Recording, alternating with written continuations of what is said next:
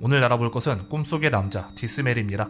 꿈, 수면시 경험하는 일련의 현상. 나를 주체로 일어남에도 내가 통제할 수 없고 피할 수 없이 반드시 맞닥뜨려야 하기에 괴담의 단골 소재가 되는 괜시리 으스스한 현상이죠. 꿈속에서 우연히 꿈이란 걸 깨달았는데 그 순간 꿈속의 모든 사람들이 핏발선 눈으로 당신을 쳐다본다면 꽤나 섬뜩하지 않겠어요? 하지만 악몽에서 그치지 않고 꿈에서 만난 어떤 인물이 현실에 존재한다면 어떨까요? 그리고 나뿐만 아니라 전 세계 각지의 많은 사람들도 똑같이 그 인물을 만났다면. 2009년 세계 각지의 언어로 번역된 전단지가 온 오프라인을 통해 퍼지기 시작합니다. 꿈에서 이 남자를 본 적 있나요? 짙은 눈썹, 또렷한 눈, 길게 찢어진 입 등 특징적인 외모를 지닌 이 남자. 그런데 아래 적힌 글이 조금 이상합니다. 매일 밤 전 세계에서 수백 명의 사람들이 그들의 꿈에서 이 남자의 얼굴을 봅니다. 만약 이 사람이 당신의 꿈에도 나왔다면 또는 이 남자의 정체를 밝혀내는 데에 도움을 줄 수 있다면 아래 주소로 연락 바랍니다.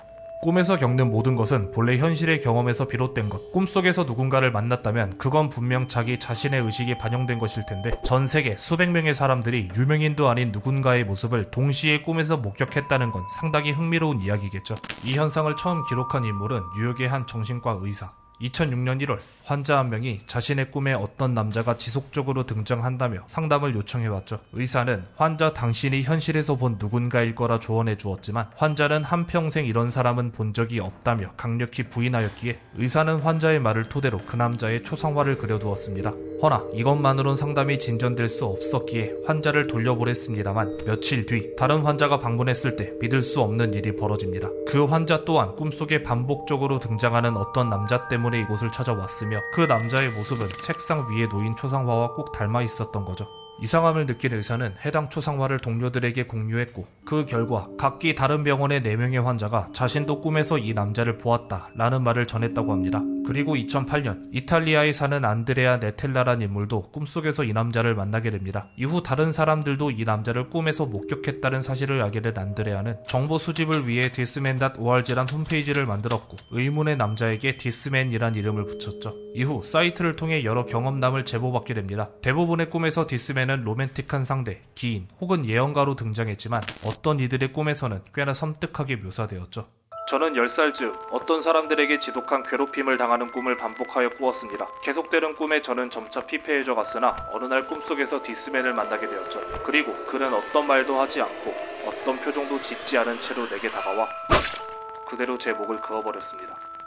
그 이후로 그 악몽은 꾸지 않게 되어 다행입니다만 다시는 그를 마주하고 싶지 않습니다. 내 방에서 잠을 자던 도중 부모님 방으로부터 비명소리가 들려왔다. 공포감으로 얼어붙은 그때 무언가 끌리는 소리가 복도로부터 들려왔고 곧이어 내 방문이 서서히 열렸다. 꿈속의 그 남자는 피칠갑이 된 채 나의 어머니와 아버지의 주검을 끌고 들어왔고 나는 공포에 사로잡혀 호흡을 늦추고 애써 자는 척을 했다. 어떻게 된 거지?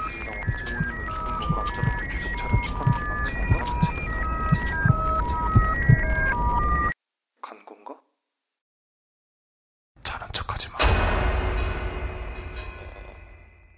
또 꿈이란 걸 자각하여 꿈을 통제할 수 있는 자각몽의 상태에서마저 디스멜만큼은 통제할 수 없다는 이야기까지 나오자 사람들은 디스멜에 대한 두려움을 느낌과 동시에 정체를 파헤치고 싶어 했습니다. 신의 현신이 아닐까? 배후의 어떤 조직이 꿈에 영향을 끼치는 전파를 내보내는 게 아닐까? 꿈에서 본 얼굴은 희미했지만 초상화를 보고 이 얼굴로 재인식한 게 아닐까? 디스멜은 꿈을 여행하는 자, 드림워커가 아닐까? 등과 같은 가설이 나왔고 우리나라를 포함 전세계 각지의 디스멜의 이야기를 담은 전단지가 붙게 되었죠. 그렇게 디스맨에 대한 도시전설이 퍼져나가던 도중 몇몇 사람들은 명백히 이상한 점을 발견하게 됩니다. 디스맨의 이야기가 본격적으로 돌게 된 시기는 2009년 10월이었으나 디스맨의 정체를 파헤치는 디스맨.org는 2008년 1월에 개설되었던 것이죠. 사이트 개설자 안드레아 본인이 2008년에 디스맨의 꿈을 꾸었으니 그때 개설한 것 아닐까? 라고 생각하려 해도 디스맨이 최초로 언급된 2006년부터 사이트가 개설된 2008년 사이 인터넷 그 어디에서도 디스맨에 대한 이야기를 찾을 수가 없었죠. 마치 의도적으로 그에 대한 이야기를 도려내어 버린 것처럼 말입니다. 그리고 누군가는 끈질기게 공백의 인연을 파헤쳤고 그는 충격적인 사실을 맞닥뜨리게 됩니다.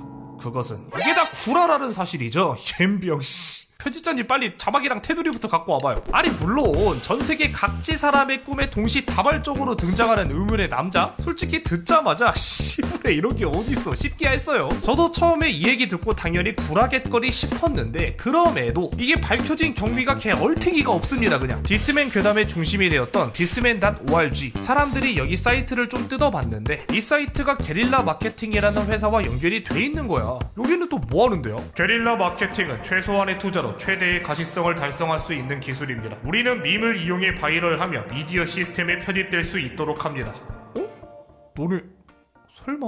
안드레아 네텔라, 게릴라 마케팅의 크리에이티브 디렉터. 그렇습니다. 디스맨은 게릴라 마케팅 회사에서 자신들의 마케팅 실력을 보여주기 위한 일종의 포트폴리오 프로젝트였던 거죠. 앞서 보셔서 아시겠지만 디스맨은 실제로 전세계 각지의 포스터가 붙을 만큼 월드와이드급 밈으로 성장했거든요. 야, 실력은 진짜였어요. 당시 제보받은 디스맨 닮은 꼴 사진만 한두 개가 아니라던데 앞만 봐도 제일 닮은 사람은 이분이 아닐까? 근데 정작 디스맨의 모티브가 된 사람은 안드레아 아버지의 어릴 적 사진이었다는 거. 디스맨은 비록 마케팅을 목적으로 만들어진 허구의 인물이었지만 그 설정과 파급력이 무시 못할 수준이었기에 여러 창작물에도 등장하게 되었습니다. 미드 더 엑스파일에서는 일종의 이스터에그로, 스페인의 공포 시리즈 스토리스 투 스테이 어웨이크에서는 복화술 인형으로, 공포 애니메이션 신비 아파트에선 목마 인큐버스로, 일본 만화에서는 수도 없이 등장했죠. 이렇다 보니 뭐랄까 조금 아이러니하게도 거짓으로 만들어진 디스맨은 유명세를 얻으며 거짓이 아닌 진짜가 되어버렸습니다. 무슨 말이냐면 처음 말했듯 꿈이란 본래 현실의 경험으로부터 영향을 받는 현상이잖아요. 디스맨 괴담이 퍼지며 그것을 접한 이들은 정말 꿈에서 디스맨을 마주하게 되었죠. 또 디스맨은 괴담입니다. 그들이 꾸었던 꿈은 과연 어땠을까요? 어쩌면 앞서 들려드린 꿈보다도 훨씬 끔찍한 꿈은 아니었을까요? 그리고 지금 영상을 보고 있는 여러분, 오늘 밤 당신은 과연 어떤 꿈을 꿀까요?